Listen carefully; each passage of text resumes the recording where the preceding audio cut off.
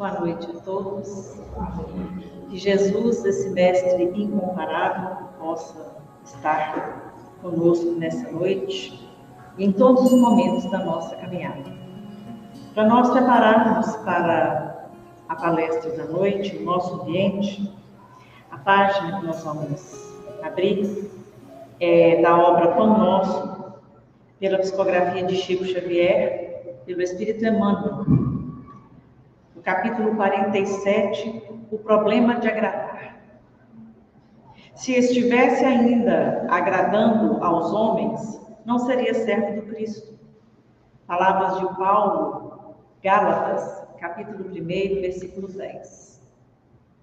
Os sinceros discípulos do Evangelho devem estar muito preocupados com os deveres próprios e com a aprovação isolada e tranquila da consciência nos trabalhos que foram chamados a executar cada dia, aprendendo a prescindir das opiniões desarrazoadas do mundo. A multidão não saberá dispensar carinho e admiração, senão àqueles que lhe satisfazem as exigências e caprichos. Nos conflitos que lhe assinalam a marcha, o aprendiz fiel de Jesus será um trabalhador diferente, que em seus impulsos instintivos ela não poderá compreender. Muita inexperiência e invigilância revelará ao mensageiro da Boa Nova que manifeste inquietude com relação aos pareceres do mundo a seu respeito. Quando se encontre na prosperidade material, em que o mestre lhe confere mais rigorosa mordomia, muitos vizinhos lhe perguntarão, maliciosos pela causa dos êxitos sucessivos em que se envolve, e quando penetra o campo da pobreza e da dificuldade, o povo lhe atribui as experiências difíceis, as supostas defecções ante as sublimes ideias esboçadas. É indispensável trabalhar para os homens como quem sabe que a obra integral pertence a Jesus Cristo. O mundo compreenderá o esforço do servidor sincero, mas em outra oportunidade, quando lhe permita a ascensão evolutiva. Em muitas ocasiões, os pareceres populares equivalem à gritaria das assembleias infantis, que não toleram os educadores mais altamente inspirados nas linhas de ordem e elevação, trabalho e aproveitamento. Que o sincero trabalhador do Cristo, portanto, saiba operar sem a preocupação com os juízos errôneos das criaturas. Jesus o conhece e isso basta.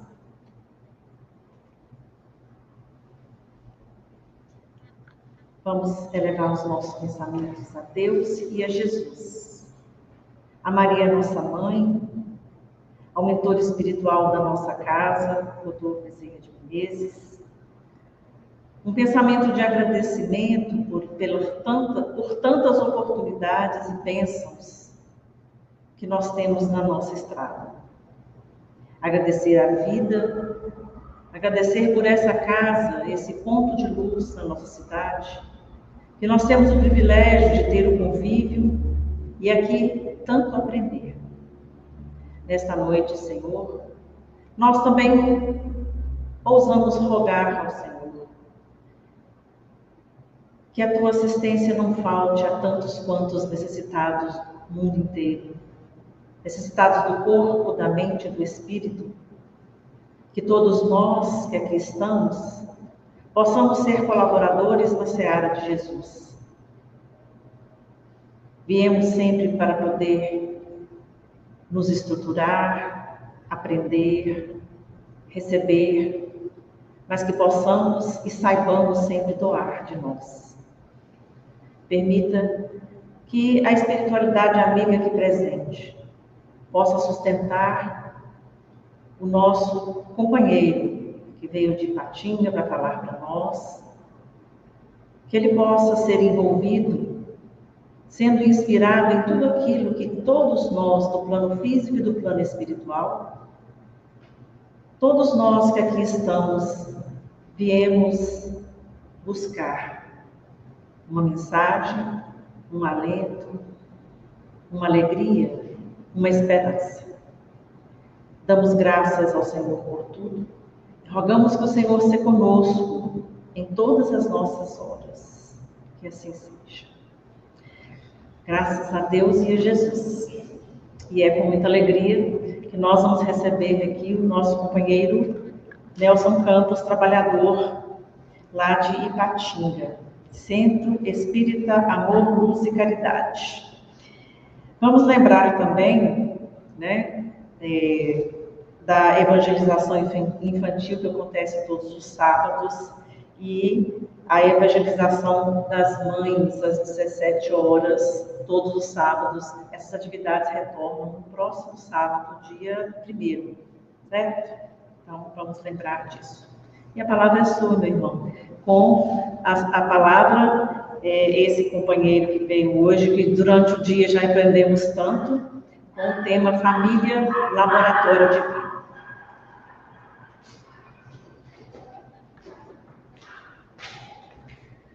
Boa noite a todos.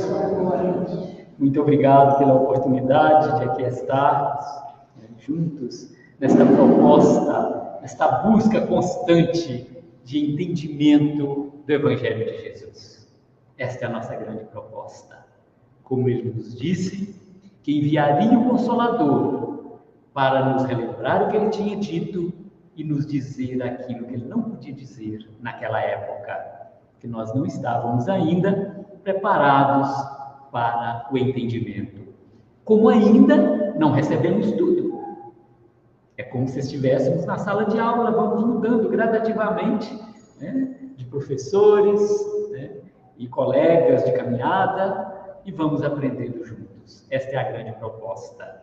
E quando falamos da família, laboratório divino, é a nossa grande escola, a família. Grande oportunidade de aprendizado, de revisão dos nossos valores e do nosso acerto de conta, né? De acerto com o nosso passado. Então é muito importante, quando nós vamos estudar a doutrina espírita, nós buscarmos o entendimento da vida.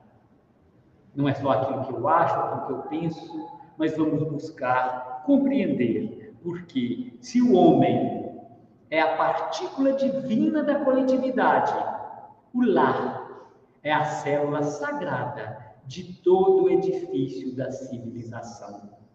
Nos afirma Emmanuel no prefácio do livro O Evangelho no Lar e no Coração. Célula sagrada, nosso lar, esta célula da civilização.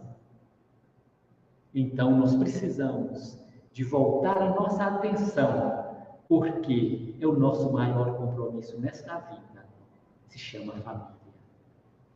Então, meus irmãos, é hora de refletirmos, porque muitas vezes levamos a buscar as palavras de que nasci na família errada, né? Quando chega uma dificuldade, Deus esqueceu de mim.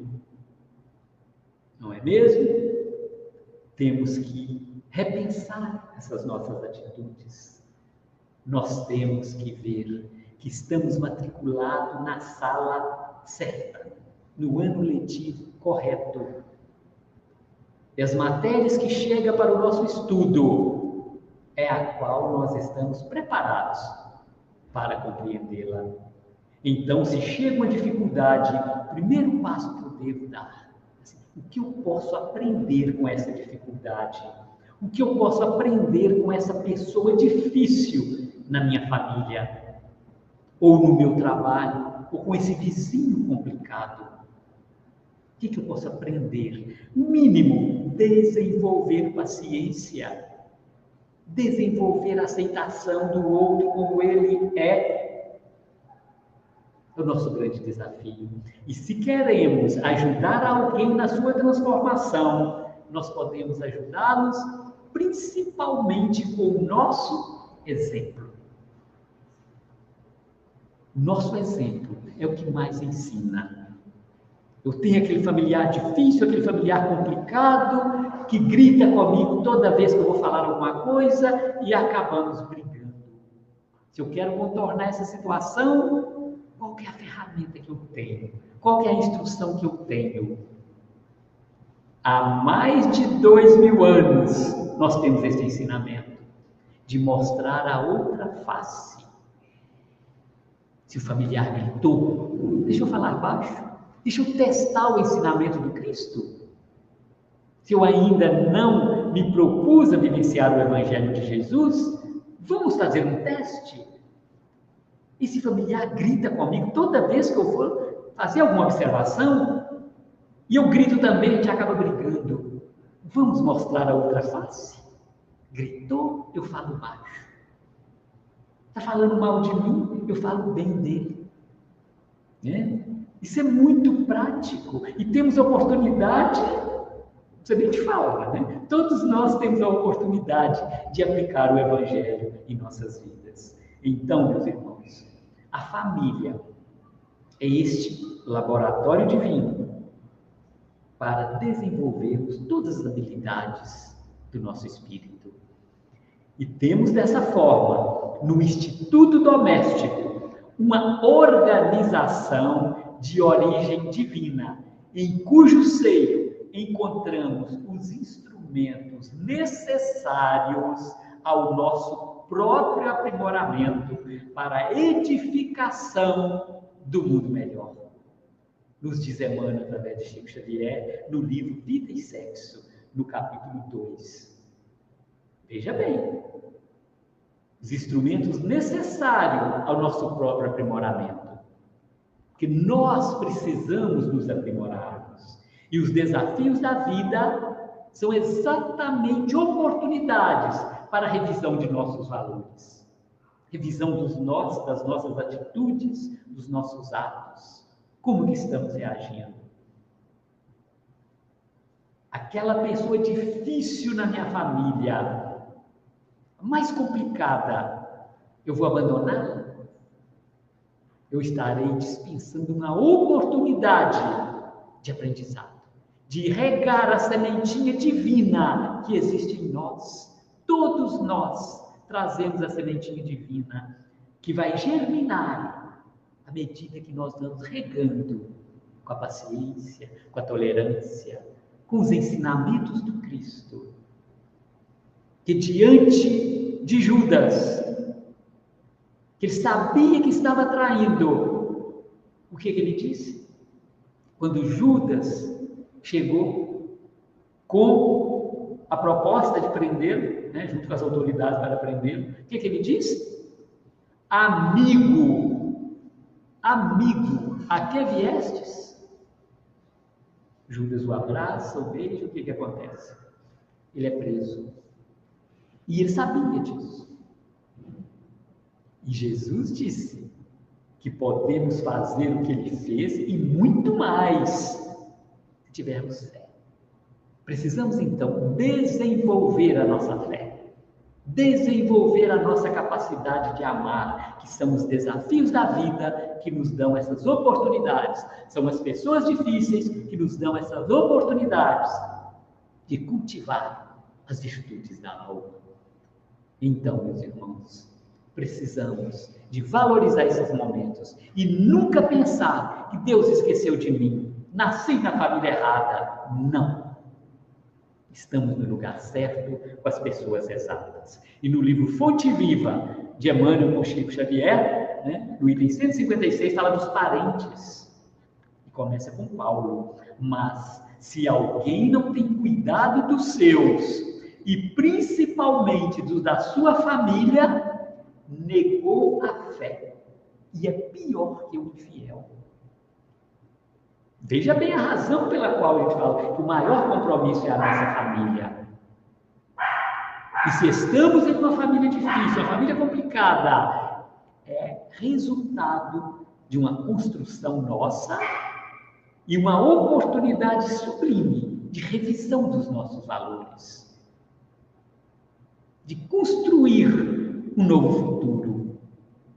Quando é tudo muito fácil, todo mundo muito bonzinho, nós vamos desenvolver o quê? Todo mundo já é do jeito que eu gosto.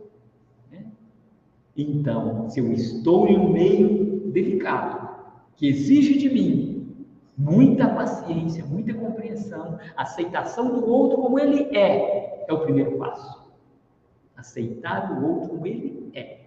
A partir daí, além de receber todo o benefício dessa paciência e dessa tolerância, nós começaremos a ajudá-lo. Porque quando eu aceito alguém como ele é, ele já começa a confiar em mim. Eu já posso ajudá-lo.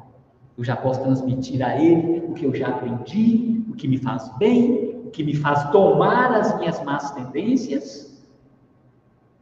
Que é nós que nos transformamos. É nós, quando aprendemos a usar essa energia, esse potencial divino que chega em nós quando oramos, quando rogamos a Deus força e fazemos algo que duvidávamos que daríamos conta. E a força chega quando pedimos de coração. E então, Emmanuel diz: temos companheiros de voz adocicada e edificante na propaganda salvacionista, que se fazem verdadeiros trovões de intolerância na atmosfera caseira, acumulando energias desequilibradas em torno das próprias tarefas. Aqui fora, eu sou um anjo, trato todo mundo muito bem, aceito cada um como ele é, mas quando eu chego em casa, como que eu reajo diante das dificuldades da família, diante daquele filhinho complicado, daquela esposa que ainda não tem muita paciência, ou daquele esposo que ainda, tem os seus desafios? Como que eu estou reagindo? É este o meu laboratório, é ali que está. Hoje eu não dou conta, mas eu vou insistir. Da próxima vez eu já consigo. Eu consegui hoje, mas amanhã eu escorreguei de novo, mas eu não vou desistir. Daqui a pouco, tudo aquilo que era difícil para mim, nem existe mais. Eu nem percebo mais a arrogância, a ignorância alheia. E as pessoas vão percebendo, vão absorvendo também, através do exemplo, o resultado de tudo isso. Mostrar a outra face é simplesmente fundamental, sem dúvida. A equipe familiar no mundo nem sempre é um jardim de flores. Por vezes é um espinheiro de preocupações e de angústias, reclamando-nos sacrifícios. Contudo, embora necessitemos de firmeza nas atitudes para temperar a afetividade que nos é própria, jamais conseguiremos sanar as feridas do nosso ambiente particular com o chicote da violência ou com o emplasto do desleixo. Não conseguiremos organizar, harmonizar a família, harmonizar o nosso ambiente com o chicote da violência. É aí que entra o exercício do mostrar a outra face que Jesus nos ensinou. Bateu desse lado, você mostra o outro. Isso é fácil. Agora, diante dessa desorganização emocional da nossa família, diante desse desequilíbrio dos nossos companheiros do lar, é que está o desafio de mostrar a outra face. E pode ter certeza que os ensinamentos do Cristo não falham. Vamos exercitar, que veremos o resultado. Diante de um grito, nós respirarmos fundo e pedir força e falarmos baixo. Há mais de 2000 anos, gente, nós sabemos disso. E já nos propusemos a exercitar. E estamos nesse laboratório para desenvolvermos as virtudes da alma. E continua Emmanuel, consoante a advertência do apóstolo, se nos falha o cuidado para com a família, para com a própria família, estaremos negando a fé. Os parentes são obras de amor que o Pai compassivo nos deu a realizar. Ajudemo-los através da cooperação e do carinho, atendendo aos desígnios da verdadeira fraternidade, somente adestrando paciência e compreensão, tolerância e bondade na praia estreita do lar, é que nos habilitaremos a servir com vitória no mar alto das grandes experiências. É um laboratório ou não é? É ali que nós vamos desenvolver essas virtudes da alma. É no nosso lar, com esses desafios, é que nós vamos regar a sementinha divina que existe em nós. E essa sementinha vai germinando, vai crescendo e não percebemos mais aquele desafio que era tão grande, para nós se tornou um prazer em dar conta daquele momento, porque o resultado é quase que imediato. Então, não vamos ver as dificuldades da vida como esquecimento de Deus, mas como oportunidades de crescimento. Chegou aquela doença complicada, você nem esperava. Ah, porque Deus esqueceu de mim. Não, Ele está cuidando de você. Essa doença é para você revisar a sua vida, revisar seu comportamento. O que eu preciso mudar? Aquele pai, aquela mãe que pega o filho e leva para fazer uma cirurgia, sabendo que ele vai sofrer, vai ficar internado, vai ter um desafio no pós-cirúrgico. Por que o pai e a mãe levam o filho para fazer cirurgia? Por que leva? Porque o ama e quer vê-lo feliz. E assim é Deus conosco, esse Pai grandioso e justo que cuida de nós, conforme a nossa necessidade. Por isso, então, estamos expostos às cirurgias necessárias em nossa vida. E se chegou, é porque eu dou conta. Ele não põe fardo pesado em ombro fraco. Nós precisamos ter certeza e vivenciar esta certeza no nosso dia a dia. Sem fanatismo, sem querer virar santo da noite pelo dia, jamais. Mas é o início desta compreensão da grandeza de Deus em nossas vidas, desta inteligência suprema que rege todas as coisas. E na questão 108 de Livro Consolador, a pergunta: onde a base mais elevada para os métodos de educação? Emmanuel responde: as noções religiosas, com a exemplificação dos mais altos deveres da vida, constituem a base de toda a educação no sagrado instituto da família. Gente, sagrado instituto da família. Veja bem a bênção da família em nossas vidas. É isto que precisamos refletir e passar a ver as dificuldades como oportunidades de aprendizado e nunca de sofrimento. Não é de sofrimento, é de aprendizado. E a partir do momento que eu amplio essa visão, problema nenhum que surgir, eu já vou sofrer por isso. Eu já vou rogar a Deus força e sabedoria para lidar com este momento. Porque a 109, a questão 109 do Consolador, o período infantil é o mais importante para a tarefa educativa? Veja bem. O período infantil é o mais sério e o mais propício à assimilação dos princípios educativos. Até aos 7 anos, o espírito ainda se encontra em fase de adaptação para a nova existência que lhe compete no mundo. Nessa idade, ainda não existe uma integração perfeita entre ele e a matéria orgânica.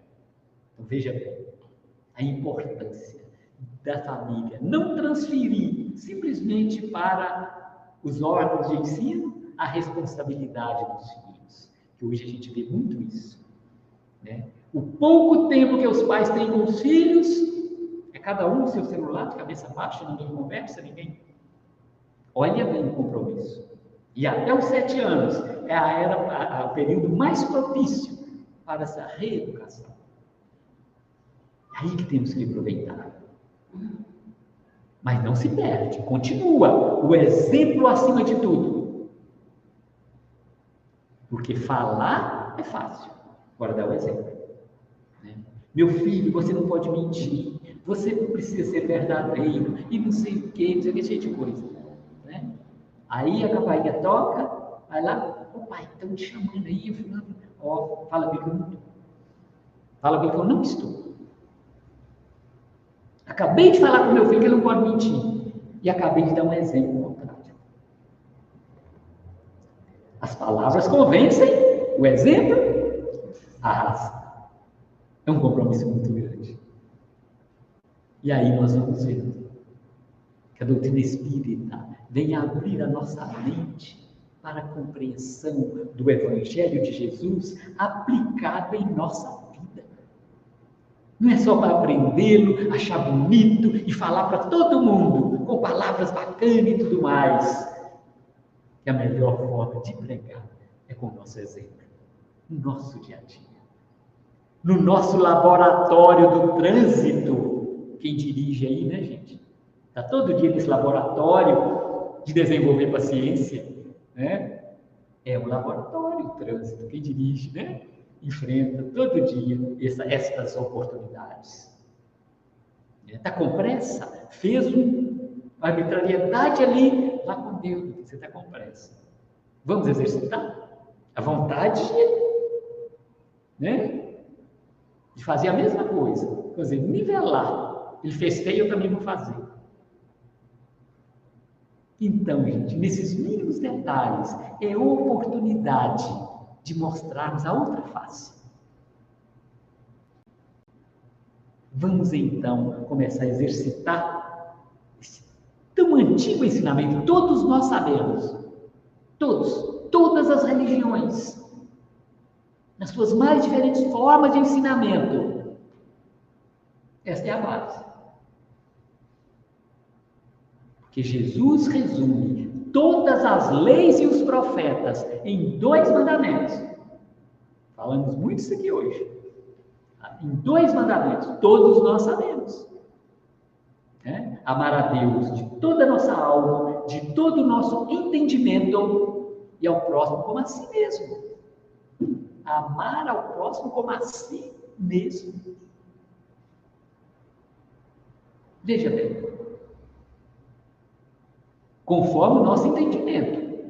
Por isso temos tantas religiões que devem ser respeitadas, cada um no seu entendimento. Olha que fantástico. O Evangelho do Cristo foi escrito de uma forma para atender a todos. E cada um será cobrado ao chegar lá no plano espiritual, se ele agiu conforme o seu entendimento. Não temos que jamais criticar a religião de alguém. Nunca. Eu tenho que me vigiar naquela que eu estou, porque é onde eu entendo, é onde me completa para o entendimento da vida. Eu serei cobrado conforme o meu entendimento.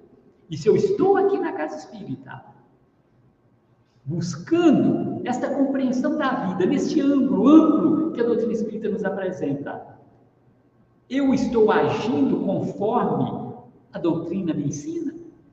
Eu estou, pelo menos, me esforçando por agir conforme o ensinamento?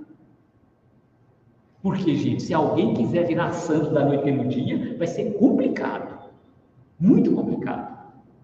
Sabe? Precisamos ir nos esforçando para a aplicação do nosso aprendizado. Que a primeira coisa é o entendimento. Precisamos entender. Conhecer, entender e praticar. Já ouvimos pessoas dizer assim: eu tenho arrependimento de ter conhecido o Espiritismo. Arrependimento de conhecer o Espiritismo, porque eu comecei a me cobrar demais.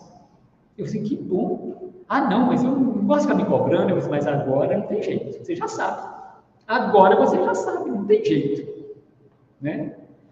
Aí depois de um bom tempo, nossa, agora que eu ouvi alguém me dizer que eu já melhorei muito, eu não percebi que eu tinha melhorado.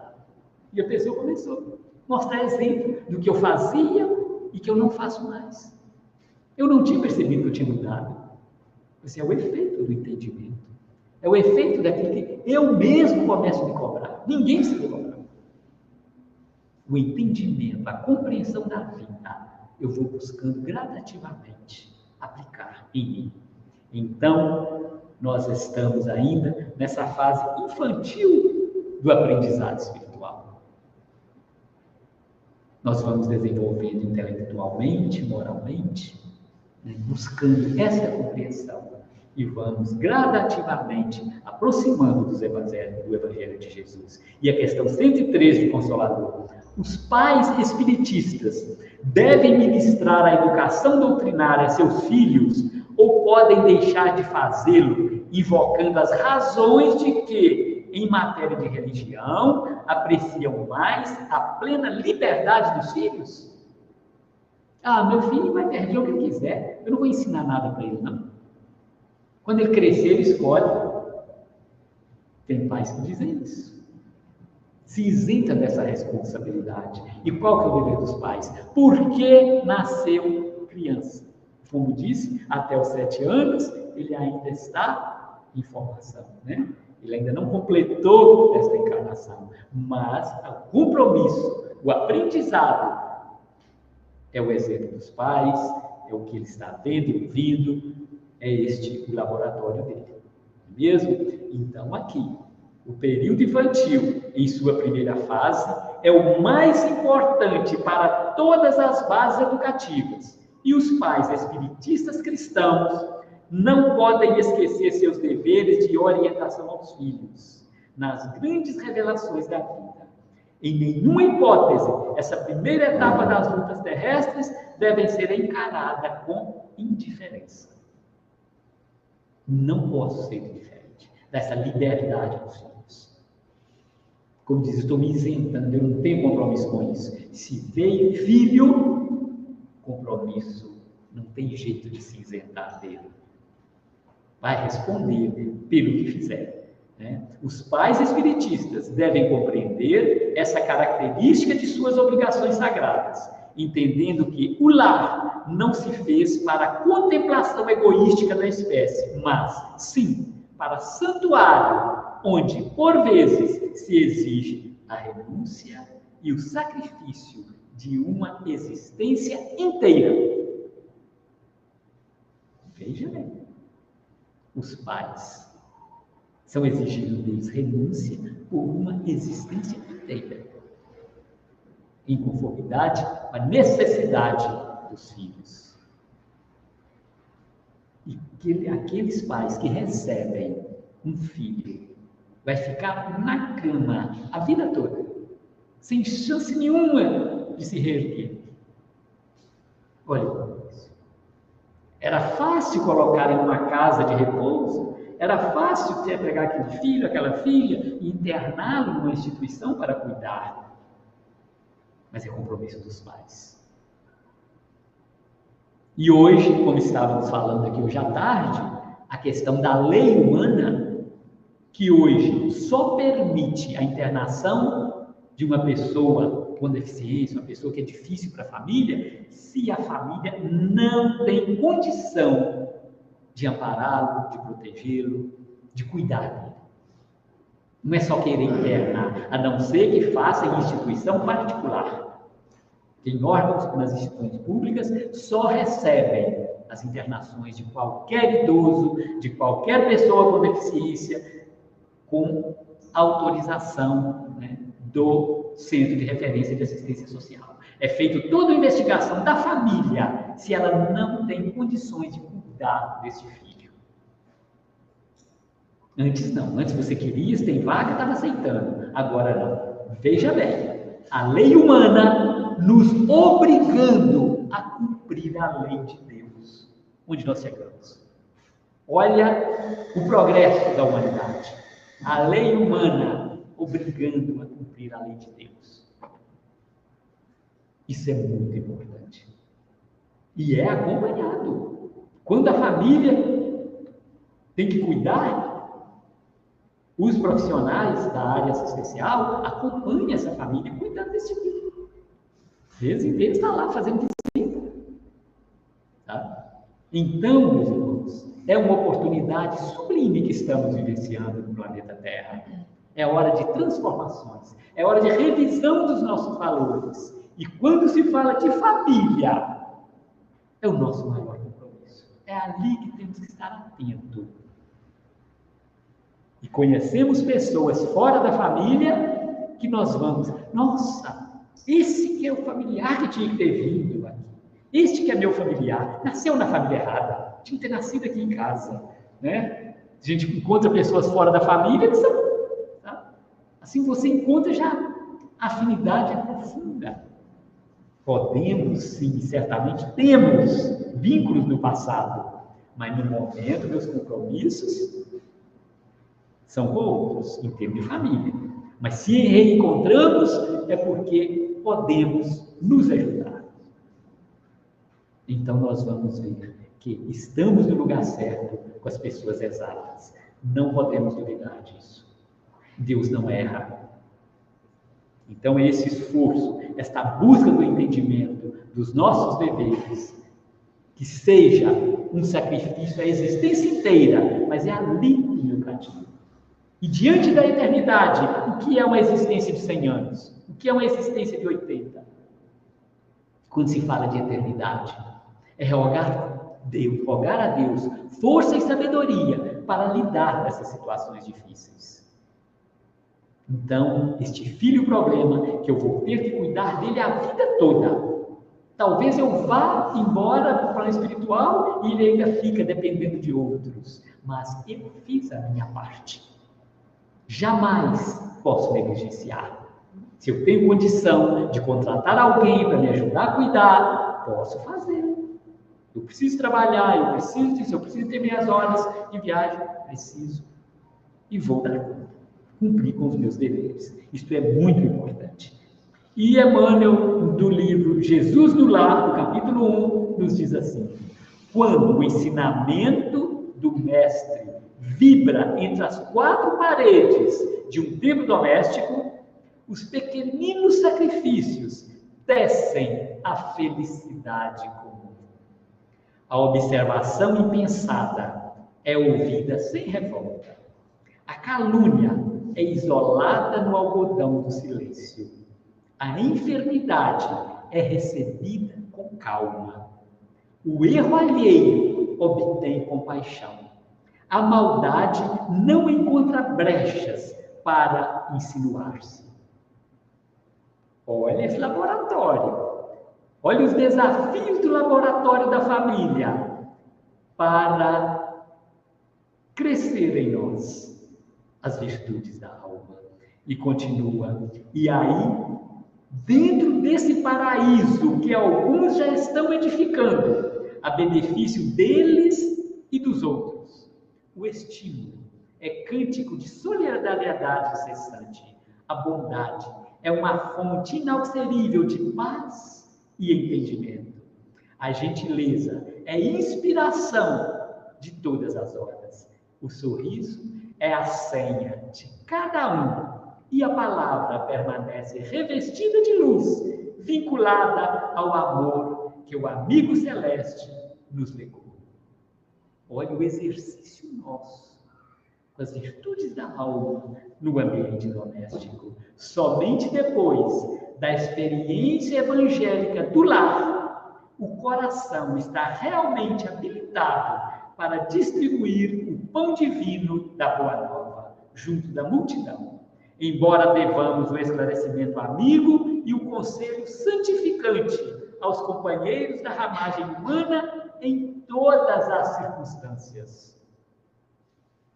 Então, tem aqueles momentos especiais, que depende do nosso esforço, depende da nossa perseverança, do nosso sacrifício, mas em todas as circunstâncias da vida, nós teremos desafios. Teremos oportunidades. Umas maiores, umas menores, mas todas chegam no momento exato.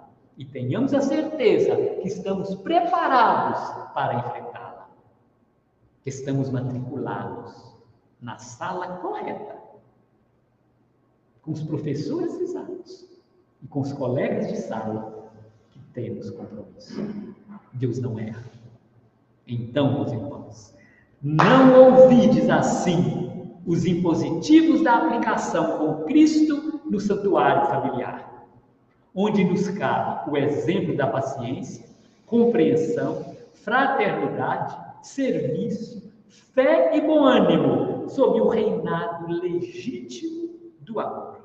Porque, estudando a palavra do céu em 4 evangelhos, que constituem o testamento da luz, somos, cada um de nós, o 5º evangelho, inacabado, mas vivo e atuante, que estamos escrevendo com os próprios testemunhos, a fim de que a nossa vida seja uma revelação de Jesus, aberta ao olhar e à apreciação de todos, sem necessidade de utilizarmos muitas palavras na advertência ou na pregação. O exemplo vale mais do que 1000 palavras. O nosso exemplo. Então, meus irmãos, o que não nos falta é oportunidades do exemplo, de aplicarmos no nosso dia a dia o Evangelho do Cristo. Como eu já disse, sem a intenção de virar santo da noite pelo dia. Não tem como. Mas é de exercitar estes ensinamentos em todas as oportunidades. E assim nós vamos caminhando. Vamos caminhando e o que a doutrina espírita nos traz, o que a casa espírita nos oferece, o trabalho no bem, o exercício da caridade material, para desenvolver em nós, para regar a sementinha do amor que existe em nossos corações. E essa prática da caridade material vai nos fortalecendo, vai nos abrindo a mente, o coração, para que sejamos preparados para a caridade legítima, de sermos bons. Aprendemos a ser bom na doação material, desenvolvendo a bondade nos nossos pensamentos, na nossa intimidade conosco mesmo. Diante dos desafios que chegam, nós estarmos sempre sintonizados nas vibrações sublimes de nosso Mestre Jesus.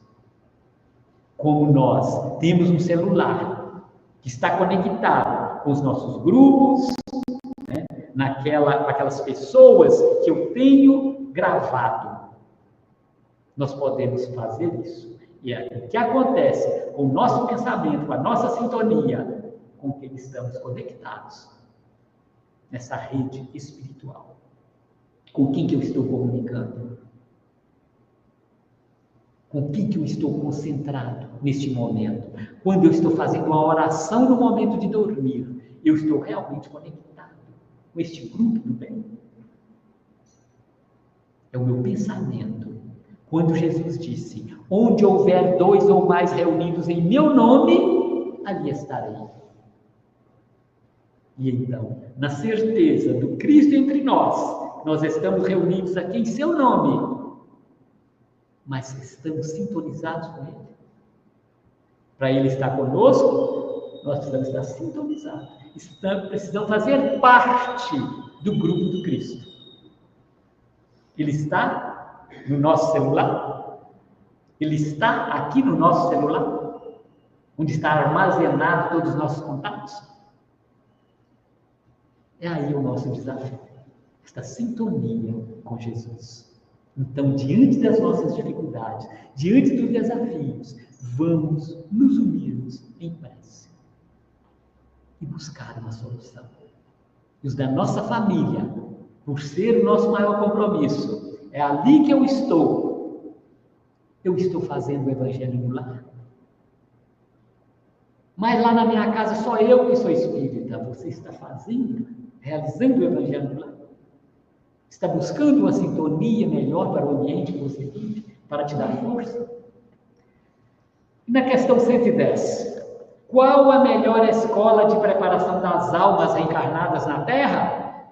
A melhor escola ainda é o lar, onde a criatura deve receber as bases do sentimento e do caráter, os estabelecimentos do ensino, de ensino, propriamente do mundo, podem instruir, mas só o Instituto da Família pode educar. É por essa razão que a universidade poderá fazer o cidadão, mas somente o lar pode edificar o homem. Somente o lar pode edificar o homem. Ah, mas meu filho está na melhor escola. É a escola mais cara aqui da cidade. É tudo que eu posso dar por ele. Mas no lar, na sua escola, da sua intimidade, das suas emoções, do seu coração, a escola da sua alma, não deixa de ser o lar. O pouco tempo que os pais se dispõem ainda para os filhos, qual a qualidade deste pouco tempo? Este é o desafio. Eu tenho pouco tempo com meu filho, mas como que eu estou passando este pouco tempo? Ah, mas eu cheguei do trabalho, eu tenho que atualizar o meu celular, eu tenho que responder todas as minhas mensagens, eu tenho. Quando eu vejo, meu filho já foi dormir. Então vamos inverter essa situação. É um desafio, mas é uma necessidade muito grande. Aproveitar a fase da infância, a fase que você ainda tem contato com o filho, porque depois cada um pega o seu rumo. O que ele levou, o que os pais deixaram no coração deste filho.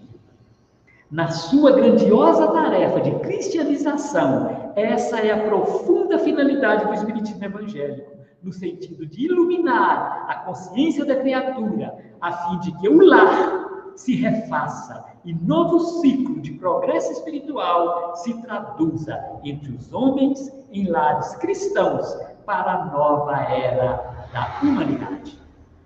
A nova era da humanidade, nós sabemos que está chegando. O mundo de expiação e provas para o mundo de regeneração. E pela nossa geração, hoje mesmo estava discutindo isso. Quantas mudanças ocorreram? Quantas mudanças? Nossa, essa equipe que está aqui. Né? As crianças ainda ficam sabendo do que existia, que a gente fala, a gente dá exemplo, ainda tem fotos. Um exemplo simples, o orelhão. Você conhece o orelhão? Aquele telefone que tem, né? Pois é. Novinho, ia ser o orelhão, né? Tem pessoas que assim, meu Deus, como que a gente usava o orelhão, aquela fila de gente no orelhão, a pessoa está lá no orelhão, né? Ia pôr o fichinho, lá namorando, falando, todo mundo ouvindo, e todo mundo apressado, aquela fila de gente esperando. Ah, mas como você dava conta disso? Tudo tem seu momento, né? Tá? Então assim, nós vamos vendo esse sistema de projeção, como mudou. O sistema de ensino nas escolas. A pandemia, quando chegou aí, gente, a transformação que a pandemia provocou no mundo. Então, esta nossa geração, o nosso compromisso com a vida, com essa transformação é muito grande. Mas com quem? Cada um conosco mesmo. Passar a ver todas essas oportunidades como aprendizado. Deus cuidando de nós. Estamos matriculados na sala correta. Os ensinamentos que chegam é porque estamos preparados para recebê-los. Deus não erra. Então, meus irmãos, nós vamos ver que o Evangelho no lar, o primeiro culto do Evangelho no lar, foi feito por Jesus. Sendo o lar essa base da humanidade, a transformação da humanidade é a transformação de cada lar, de cada família, que promove a transformação da humanidade. E Jesus no primeiro evangelho no lar, como foi feito. O primeiro culto do evangelho no lar foi realizado pelo próprio Jesus na casa de Simão Pedro, conforme nos relata o espírito Ney Lúcio no livro Jesus no Lar. Naquela ocasião, o mestre levou todos os presentes a refletirem que, se não conseguissem viver em harmonia no próprio lar com seus entes mais próximos, como podemos intentar viver em paz fora do lar? Jesus deixava assim um roteiro seguro para nossas vidas e para o fortalecimento dos laços familiares. Ele deixou o exemplo para nós. Então a gente vê, Jesus não escreveu nada, mas fez tudo. Deixou em exemplo todos os ensinamentos para nós. Então, independente do credo que se professe, esta reunião semanal da família para o estudo do Evangelho é imprescindível. Além dos benefícios já citados, esta prática torna Jesus presença constante em nossos lares, assim como afasta toda a influência negativa. Veja bem, meus irmãos, a importância da prática do Evangelho no lar. Eu sou o único espírita da família, mas o restante tem evangélicos, tem católicos. Eu vou fazer o Evangelho no lar. Quem quiser participar, participa comigo, no diálogo com eles, né? Explicar a razão pela qual, recomendar que eles também façam, ou que façamos juntos. Cada um naquele texto que vamos ler, cada um fala do seu entendimento.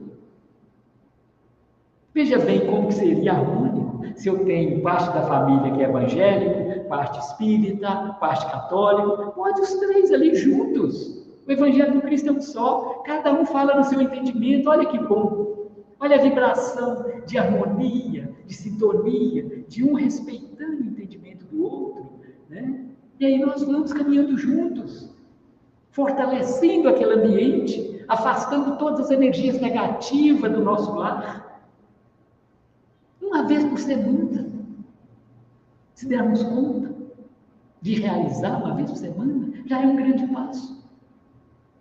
Vamos escolher ali o melhor horário, quando a família, a maior parte da família possa participar, ou se ninguém quer fazer, faça sozinho.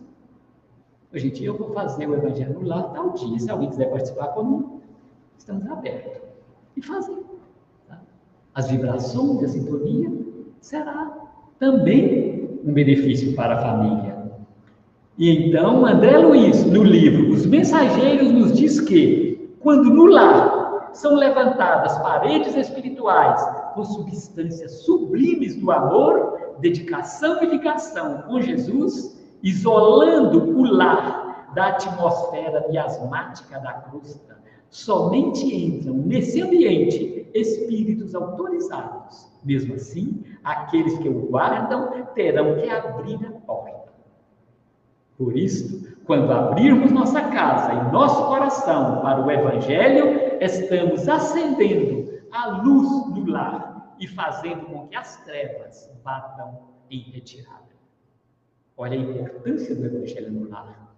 A importância dessa vibração, dessa energia que trazemos para o nosso recinto doméstico. Todas as vibrações negativas são afastadas. Aqueles espíritos amigos, os nossos anjos guardiões de cada familiar nosso, está nesse trabalho de cuidar do nosso lar. Porque nós criamos este ambiente vibratório de paz, de harmonia, e se tornam, então, vigiados pelos nossos espíritos protetores, que os espíritos que tenha, porventura, vingança ainda programada para nós, que nos localiza nessa encarnação e começa um processo de vingança, eles não adentram mais o nosso lar. Quando eu estou fora do lar, depende da minha sintonia. É igual eu recomendo, né? O pessoal da casa espírita tem equipe que faz evangelho no lar. Muitas casas espíritas têm uma equipe que faz o evangelho no lar. Tem casa, a casa que eu participo, por exemplo, toda segunda-feira tem uma equipe que vai fazer o Evangelho no lar. E tem outra equipe que vai no sábado.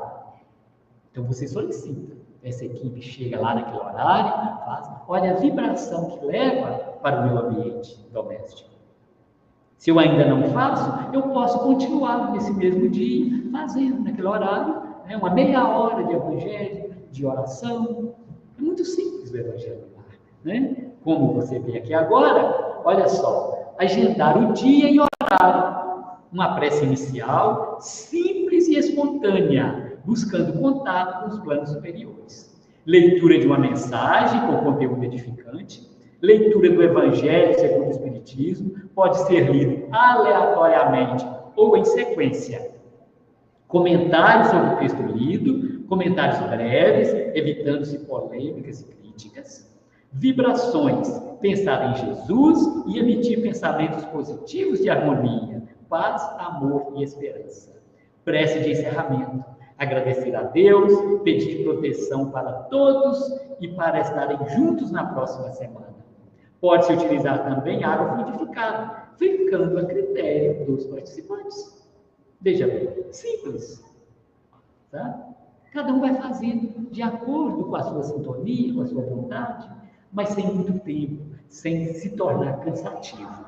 É uma coisa muito simples e de grande repercussão na nossa vida familiar. Em síntese, a família, desse modo, é o laboratório moral para as experiências da evolução, que caldeia os sentimentos e trabalha as emoções, proporcionando oportunidade de equilíbrio, desde que o amor seja aceito como grande equacionador dos desafios e das dificuldades. O amor seja aceito como grande equacionador dos desafios e das dificuldades. Não é para sofrimento as dificuldades, é para exercício do amor, nos diz Joana de Ângeles, no livro Adolescência e Vida, por Divaldo Franco. Então, o destino da sociedade está indissoluvelmente ligado ao destino da família, pois esta constitui a base, o alicerce, onde se inicia a experiência da fraternidade universal. Joana de Ângeles, do livro Constelação Familiar. Olha a família como base, realmente, da fraternidade universal. A base é a família. Quer fazer algo para promover a paz mundial? Vá para casa e ame sua família, nos diz Madre Teresa de Calcutá. Amar a nossa família é o exercício para a busca da paz mundial. Tudo começa no lar, ou seja, o melhor é viver em família. Aperte mais esse laço. Foi uma campanha aí, né, de grande tempo, essa campanha da família. Aperte mais este laço, porque Jesus cuida de nós. A família é o nosso laboratório divino que precisamos do amparo e da proteção do nosso Mestre Jesus, nos fortalecendo e nos amparando sempre. Então, meus irmãos, que nossa Mãe Santíssima, nosso querido José, que fez todo o esforço, toda a dedicação para trazer, para receber Jesus aqui no meio de nós, que eles estejam conosco, nos fortalecendo e nos amparando sempre, abrindo a nossa mente, o entendimento e a compreensão e aceitação da nossa família, de todos os nossos familiares, cada um como ele seja, e aprendermos juntos a caminhar em direção ao nosso Mestre Jesus. Que ele nos fortaleça e nos aguarde na tua paz e no teu amor. Muito obrigado. Que assim seja.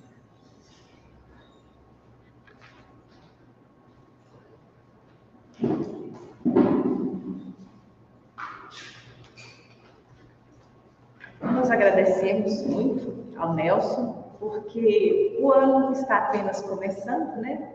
Apesar de que estamos já aí, né? Terminando o mês de janeiro, mas a gente sempre tira o início do ano para as reflexões, né? E eu gosto de lembrar que um novo ano, são novas oportunidades que surgem, né? Mas cada dia é um dia novo, cheio de novas oportunidades que o Pai nos concede. Então, lembrar da família, da importância desse laboratório é sempre pertinente, né? Então, obrigado pela mensagem, pelas lembranças, pelas reflexões. Então, vamos fechar os nossos olhos, pensar em Deus, pensar em Jesus, no seu doce olhar, na sua voz mansa. Que esse olhar possa nos penetrar os corações, que a sua voz possa penetrar os nossos ouvidos, com a sua mensagem tão doce, tão linda, e que possamos, Jesus amado, diariamente, num esforço contínuo, buscar praticar os teus ensinos. A toda a equipe da casa, agradecemos por tantas bênçãos, agradecemos por essa noite. Ao nosso querido mentor, agradecemos por esse laboratório também, que é a nossa casa, essa oportunidade de estudo, de trabalho, de convivência, que saibamos aproveitar cada uma dessas bênçãos, cada uma dessas oportunidades. Leva, Pai querido, essas doces vibrações que aqui encontramos aos nossos lares, onde se encontram os nossos queridos familiares, mas também, Pai, a cada canto do nosso planeta, onde haja alguém que sofre, onde haja um coração dolorido, que o teu amor toque a cada um, fortaleça a cada um. E assim, Pai, em teu nome e de corações gratos, encerramos a nossa palestra da noite. Se conosco, ampara-nos e protege-nos sempre. E assim seja.